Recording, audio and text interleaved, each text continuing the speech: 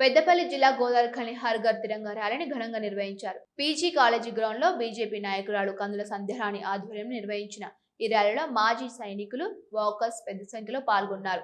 జాతీయ జెండాలను చేతబట్టుకుని దేశభక్తిని చాటుతూ ర్యాలీలో పాల్గొని వారంతా దేశ సమగ్రత, ఐక్యతను కాపాడాలని నినాదాలు చేశారు.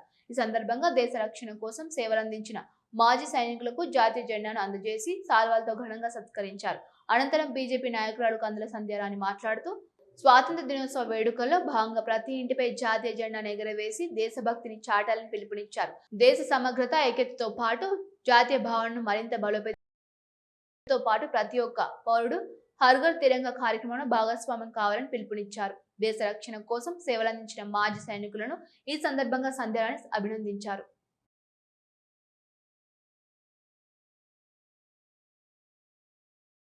భారతదేశం అంటే ఐక్యతకి నిదర్శనము, భారతదేశం అంటే త్యాగాలకి ప్రతిరూపము, సంస్కృతి సాంప్రదాయాలకి నిలయము. మనము ఈ దేశ సమగ్రతని పెంచుతూ ఐక్యతలో అందరూ కూడా భాగస్వాములు కావాలని వచ్చేటువంటి భావితరాలకి మనం సందేశం ఇవ్వాల్సినటువంటి అవసరం ఉంది.